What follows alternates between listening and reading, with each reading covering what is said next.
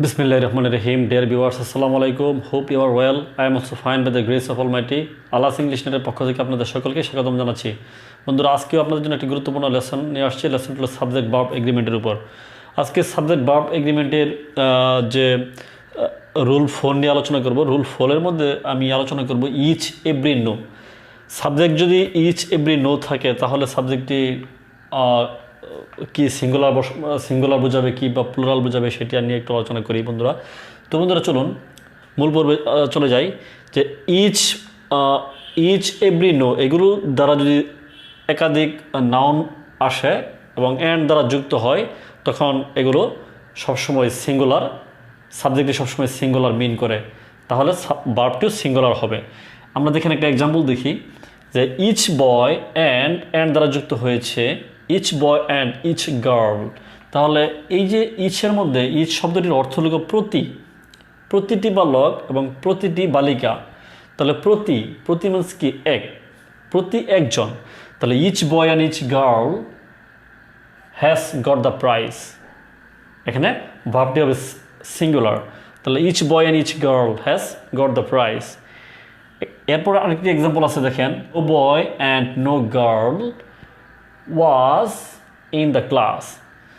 ক্লাসের মধ্যে কোনো বালকও ছিল না, কোনো বালিকাও ছিল না। এখানে no boy and no girl was in the class. তাহলে আমরা শিখতে পেলাম যে ইচ এভরি নো এগুলো দ্বারা যখন সাবজেক্ট দুটি নাউন যখন একত্রে মিলে একটি সাবজেক্ট গঠিত হবে তখন এটি সিঙ্গুলার বোঝায়, তাহলে ভার্বটি সিঙ্গুলার হবে। এরপর দেখেন বন্ধুরা, যদি each of, one of, either of, neither of. এখন দেখেন এখানে কিন্তু অনেকেই উচ্চারণটা, এটা দুটো উচ্চারণই রাইট আছে, একটি হলো আইদার, একটি হলো neither.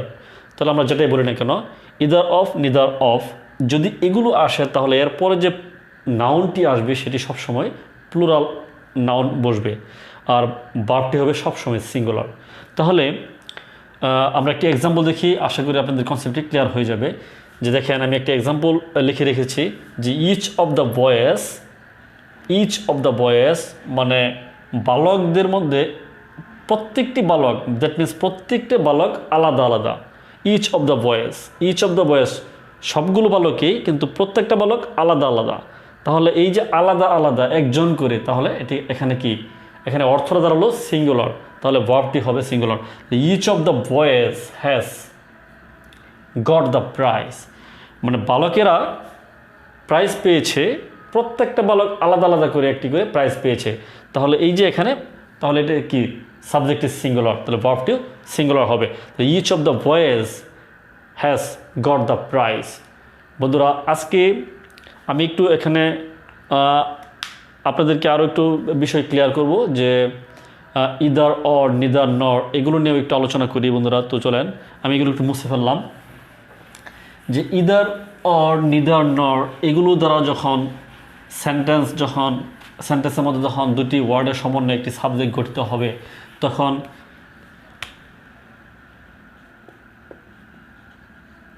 Either or,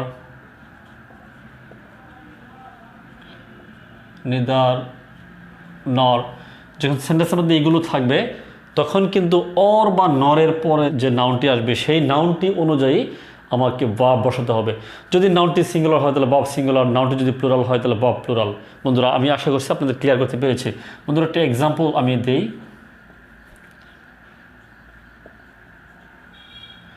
either Karim or I, এখানে আমি যদি বলি ওয়াজ, ওয়ার প্রেজেন্ট,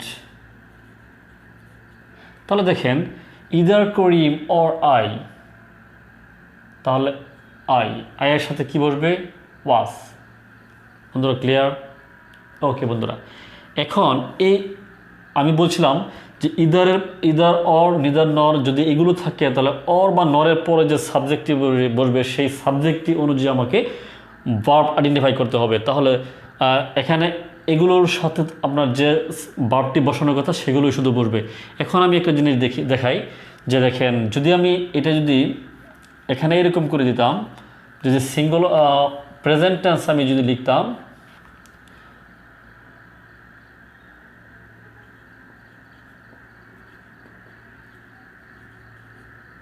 দেখেন তিনটি ওয়ার্ডে আমি লিখলাম, এখন কোনটি বসবে? তাহলে ইদার করিম, করিমের সাথে বসে is, or I.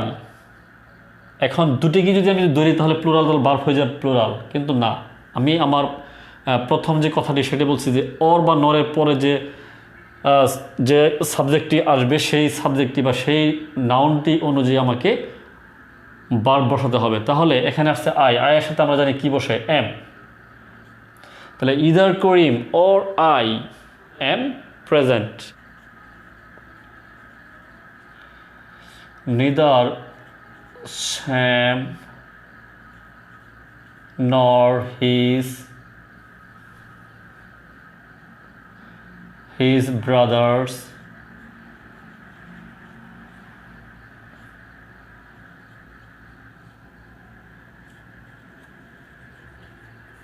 were in the market. এখন আমি বলি, দেখেন, neither Sam nor his brothers। তাহলে এখানে আমাদের রুলস বলছে যে নরের পরে যে সাবজেক্টটি আসছে, যে নাউন বা প্রনাউনটি আসবে সেটি অনুযায়ী আমাকে ভার্ব বসাতে হবে। তাহলে কি হিজ ব্রাদার্স এখানে প্লুরাল, তাহলে আমাকে বসাতে হবে অ্যাবসলিউটলি ওয়্যার। বন্ধুরা, আশা করি আপনাদেরকে আমি এই রুল 4-এর মধ্যে যে আলোচনাটি করলাম সেটি আপনাদের জন্য অত্যন্ত ফলদায়ক হবে এবং আপনারা আশা করি বুঝতে পেরেছেন। বন্ধুরা, আজকে এ পর্যন্তই, আজকে আর নয়। আসসালামু আলাইকুম।